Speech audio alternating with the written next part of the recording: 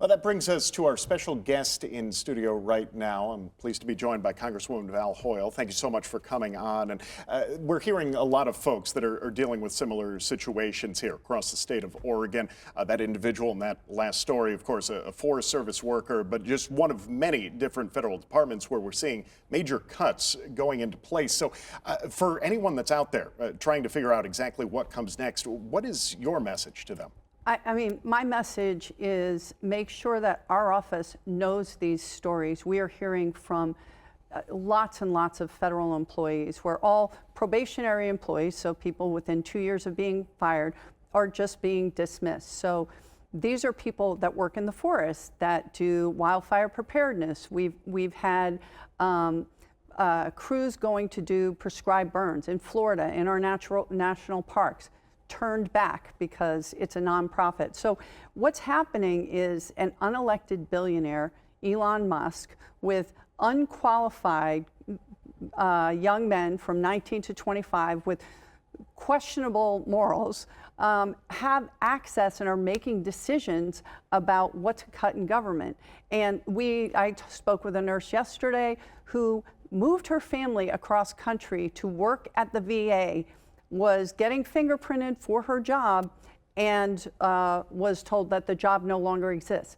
We need to take care of our veterans. We're not staffing the veteran suicide hotline. These are having devastating effects, and as we heard just before from the Forest Service employee, it's all hands on deck in wildfire season, so we're going to be less prepared going forward.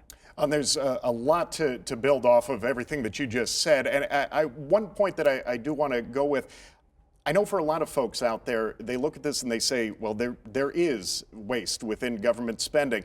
This is ultimately what they're hoping for, to see government efficiency, the idea of the Department of Government Efficiency. What is your message to people that look at this and say, well, this is a step in the right direction? So I am all for government efficiency. I joined the DOGE caucus with a number of Republican colleagues who I also believe want government efficiency.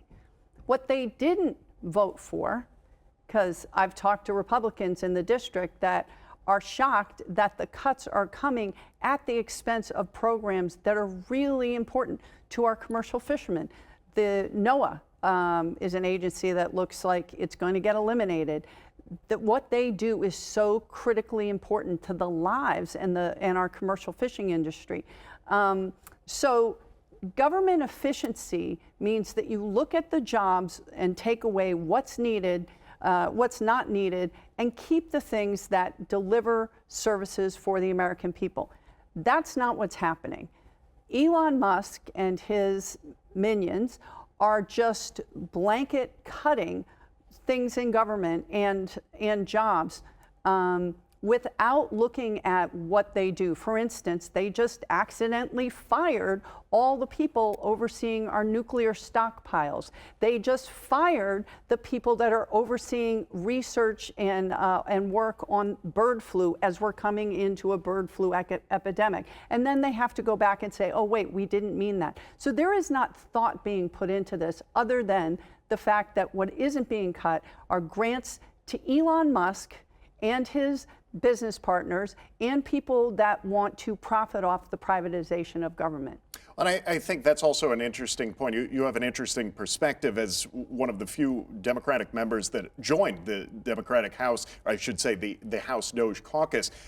However, you have pulled out of the caucus. Right. Tell me what led up to that decision. So I do trust many of my colleagues that were in the DOGE caucus, specifically the co-chair, Aaron Bean. He's from Florida, Jared Moskowitz, Stephen Horsford, the other Democrats that were there. I do trust that we could have gotten together to do good work.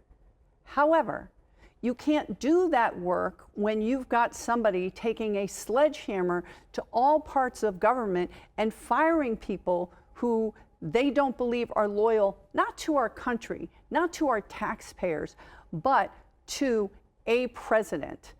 So when the executive branch, Donald Trump and Elon Musk have made it clear that they are not going to recognize the separation of the branches of government, when they're not going to recognize the checks and balances, the power of the purse that Congress has, well then, what is the point of trying to meddle around the edges and fix something that is actively being broken? So that's the reason that I left the DOGE caucus. So ultimately, sounds like you felt as if the caucus wouldn't be able to affect change within DOGE. You cannot, I think, and I've said it before, you know, you can't replace a roof when someone is throwing dynamite through your living room window, right? That is what's happening. Things are being broken, and Republicans and Democrats are being affected. Again, programs, grants that have already been awarded are now being frozen because the executive branch is overriding the will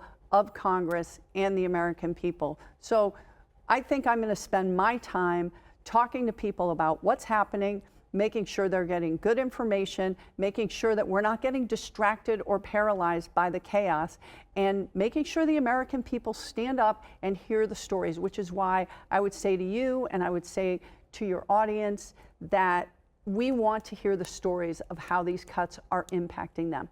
And we've certainly heard plenty of those stories here over the past several weeks. I suppose a question then becomes, what is the pathway forward for folks that look at this and say, well, there are a lot of issues, and hearing that the legislative branch is effectively being paralyzed in fighting against any of those cuts? What is the pathway forward? So let me be clear. The legislative branch is not paralyzed in fighting against the cuts. The Republicans are in charge in the House by a small margin and in the Senate. They are choosing not to exercise their responsibility as a check and balance to the executive branch, to represent people, to work in a bipartisan way, right? They are choosing to bend the knee. Mike Johnson is choosing to let Congress get rolled. So again, we need to make our voices heard. We need to talk about, one, I think that we have lost our sense of community. People spend so much time on social media hearing about things that they already believe. We've got to reach out and start talking to our neighbors. We have to make sure that we're talking about real life impacts. Again, like the cuts that are affecting the veteran suicide hotline that gets 60,000 calls a month. We can't afford to walk away from that. And then finally, there are organizations that are organizing to help make our voices heard. We've got our Attorney General joining other Democrats and some Republican attorneys general in suing against unconstitutional acts. So make our voices heard, support our local groups that are making noise, and be strategic. But also, this chaos is designed to make us feel fear and paralyzed. So we have to take care of ourselves first, put your air mask on, make sure that you're doing things that keep you centered, and then get out and fight, talk about it, and make sure that everyone knows that what is happening is not about government efficiency. It is about breaking government and taking control and putting power in one place, and that is with the president. That's against our Constitution. It is not how the founders set up our country. And I know we're running very tight on time. I just had one final thing that I wanted to ask. We talk about the slim majorities. Is there any push to reach across the aisle and try to bring Republican House members or senators that may be looking to try to make a change? You know, we always get asked as Democrats, well, are you reaching across the aisle? Of course. I have a number of bills. I passed the Power Act, making sure that utilities, when they build back after a fire, can build back more resilient. Bipartisan, one of the first bills to pass the House. So of course, we're willing to work in a bipartisan way, but the responsibility is with Mike Johnson, who is the Speaker of the House, and John Thune, who is the President of the Senate, for them not to bend the knee to a man, but rather and act on the oath that they took to the Constitution and to the American people. They're choosing not to do that, so the people you need to ask are the people who are in charge, and they need to take their responsibility seriously, and I'm hoping that they do. All right, thank you so much for your time. Thank you for coming on, Congresswoman.